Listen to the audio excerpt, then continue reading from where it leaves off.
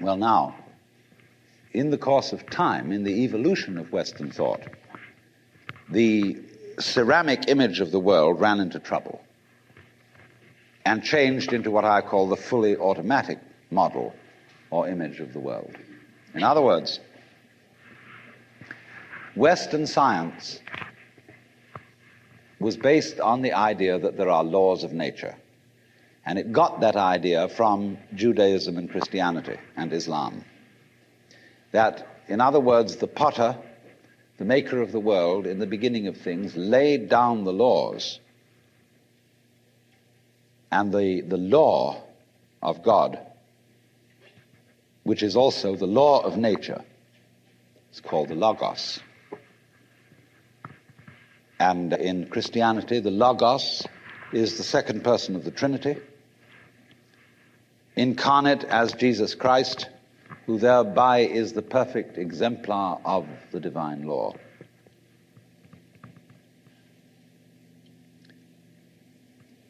So we have tended to think of all natural phenomena as responding to laws, as if, in other words, the laws of the world were like the rails on which a streetcar or a tram or a train runs. And these things exist in a certain way, and all events respond to these laws. You know that limerick, there was a young man who said, "Damn, for it certainly seems that I am a creature that moves in determinate grooves. I'm not even a bus, I'm a tram." So here's this idea that there's a kind of a plan, and everything responds and obeys that plan. Well, in the 18th century, Western intellectuals began to suspect this idea. And what they suspected is whether there is a lawmaker, whether there is an architect of the universe. And they found out, or they reasoned, that you don't have to suppose that there is. Why? Because the hypothesis of God does not help us to make any predictions.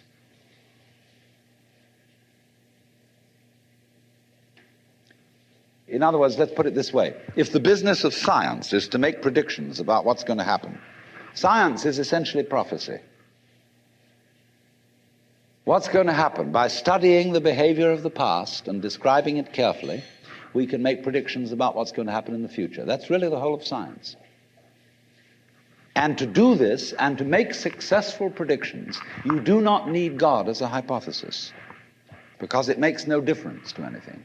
If you say everything is controlled by God, everything is governed by God, that doesn't make any difference to your prediction of what's going to happen.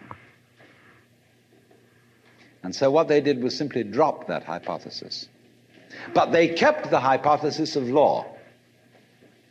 Because if you can predict, if you can study the past and describe how things have behaved, and you've got some regularities in the behavior of the universe, you call that law. Although it may not be law in the ordinary sense of the word, it's simply regularity. And so what they did was they got rid of the lawmaker and kept the law. And so they conceived the universe in terms of a mechanism. Something, in other words, that is functioning according to regular, clock-like mechanical principles. Newton's whole image of the world is based on billiards. The atoms are billiard balls, and they bang each other around. And so your behavior, every individual, therefore, is defined as a very, very complex arrangement of billiard balls, being banged around by everything else. And so behind the fully automatic model of the universe is the notion that reality itself is, to use the favorite term of 19th century scientists, blind energy. In, say, the metaphysics of Ernst Haeckel and T.H. Huxley, the world is basically nothing but blind, unintelligent force. And likewise, in parallel to this, in the philosophy of Freud, the basic psychological energy is libido, which is blind lust. And it is only a fluke It is only as a result of pure chances that, resulting from the exuberance of this energy, there are people with values, with reason, with languages, with cultures, and with love. Just a fluke. Like, 1,000 monkeys typing 1,000 typewriters for 1,000,000 years will eventually type the Encyclopedia Britannica. And, of course, the moment they stop typing the Encyclopedia Britannica, they will relapse into nonsense. And so in order that that shall not happen, because you and I are flukes in this cosmos, and we like our way of life, we like being human, if we want to keep it, say these people, we've got to fight nature, because it'll turn us back into nonsense the moment we let it. And so we've got to impose our will upon this world as if we were something completely alien to it from outside. And so we get a culture based on the idea of the war between man and nature. And we talk about the conquest of space, the conquest of Everest. And the great symbols of our culture are the rocket and the bulldozer. The rocket, compensation for the sexually inadequate male.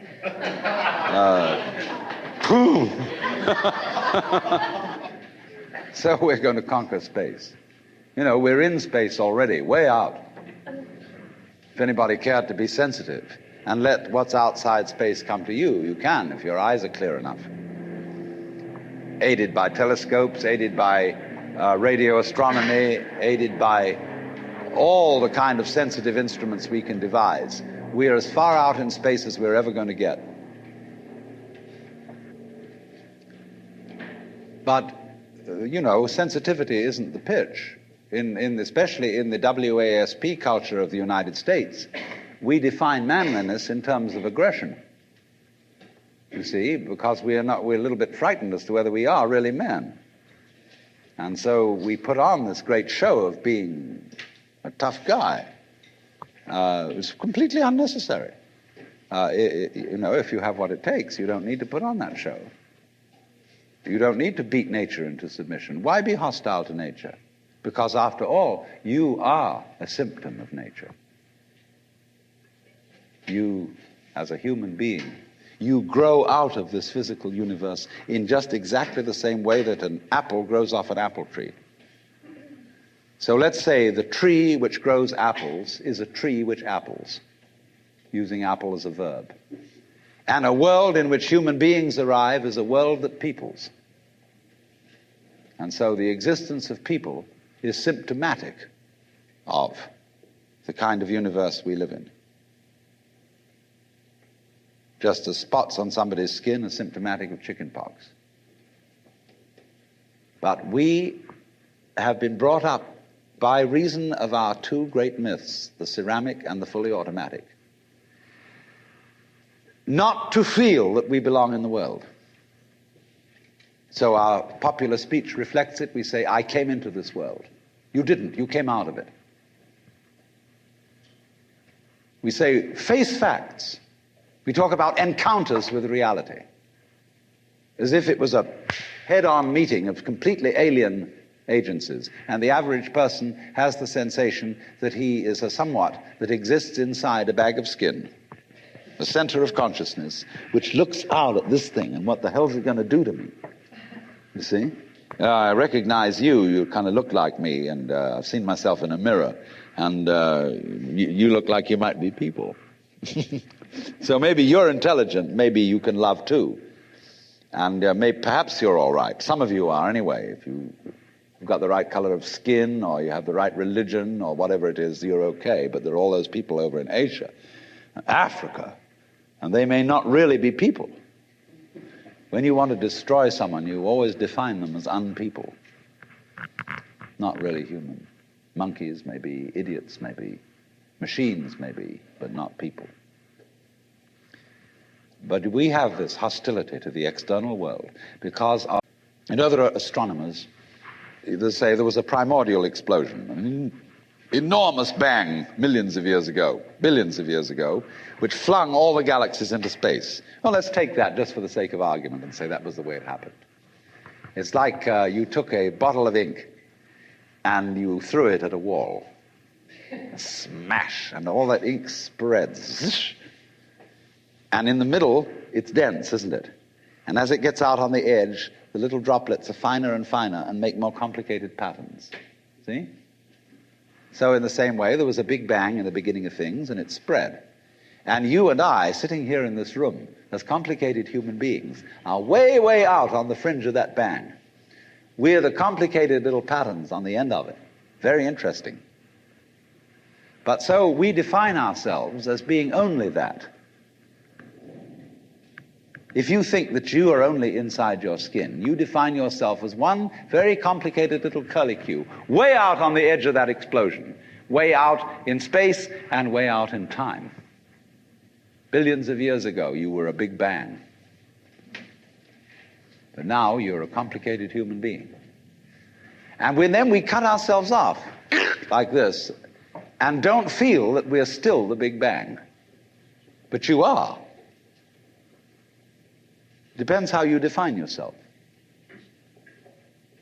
You are actually, if this is the way things started, if there was a big bang in the beginning, you're not something that is a result of the big bang on the end of the process. You are still the process. You are the big bang, the original force of the universe coming on as whoever you are. See, when I meet you, I see not just what you define yourself as, Mr. So-and-so, Miss So-and-so, Mrs. So-and-so. I see every one of you as the primordial energy of the universe coming on at me in this particular way. I know I'm that too. But we've learned to define ourselves as separate from it. And so what I would call a kind of a basic problem we've got to go through first is to understand that there are no such things as things. That is to say, separate things or separate events. That is only a way of talking. And if you can understand this, you're going to have no further problems. I once asked a group of high school children, what do you mean by a thing? And first of all, they gave me all sorts of synonyms. They said it's an object, which is simply another word for a thing. It doesn't tell you anything about what you mean by a thing. And finally, a very smart girl from Italy who was in the group said a thing is a noun. And she was quite right. A noun isn't a part of nature, it's a part of speech. There are no nouns in the physical world. There are no separate things in the physical world either. See, the physical world is wiggly. The clouds, mountains, trees, people are all wiggly. And only when human beings get working at things, they build buildings in straight lines and try and make out that the world isn't really wiggly. But here are we sitting in this room all built on straight lines, but each one of us is as wiggly as all get out. Now then, when you want to get control of something that wiggles, it's pretty difficult, isn't it? You try and pick up a fish in your hands, and the fish is wiggly and it slips out. What do you do to get hold of a fish? You use a net. And so the net is the basic thing we have for getting hold of the wiggly world. And so if you want to get hold of this wiggle, you've got to put a net over it. And I can number the holes in a net. So many holes up, so many holes across. And if I can number these holes, I can count exactly where each wiggle is in terms of a hole in that net. And that's the beginning of calculus, the art of measuring the world. But in order to do that, I've got to break up the wiggle into bits. And I've got to call this a specific bit, and this the next bit of the wiggle, and this the next bit, and this the next bit of the wiggle. And so these bits are things or events. Bits of wiggles, which I mark out in order to talk about the wiggle, in order to measure it, and therefore in order to control it. But in nature, in fact, in the physical world, the wiggle isn't bitted. Like you don't get a cut-up fryer out of an egg. But you have to cut the chicken up in order to eat it. You bite it. But it doesn't come bitten. So the world doesn't come thinged. It doesn't come evented. You and I are all as much continuous with the physical universe as a wave is continuous with the ocean. The ocean waves, and the universe peoples. And as the wave, I wave at you and say, you! The world is waving at me with you and saying, hi, I'm here. But our consciousness, the way we feel and sense our existence, being based on a myth that we are made, that we are parts, that we are things, our consciousness has been influenced so that each one of us does not feel that. We feel we have been hypnotized, literally hypnotized, by social convention into feeling and sensing that we exist only inside our skins, that we are not the original bang, but just something out on the end of it. And therefore we are scared stiff. Because my wave is going to disappear. And I'm going to die. And that would be awful. We've got a mythology going now, which, as Father Maskell put it, we're nothing but something that happens between the maternity ward and the crematorium. And that's it. And therefore everybody feels unhappy and miserable. You know, this is what people really believe today. You may go to church, you may say you believe in this, that, and the other, but you don't. Even Jehovah's Witnesses, who are the most fundamentalists, they're polite when they come round and knock at the door. But if you really believed in Christianity, you'd be screaming in the streets. But nobody does. You'd be taking full-page ads in the paper every day. You'd have the most terrifying television programs. The churches would be going out of their minds if they really believed what they teach, but they don't.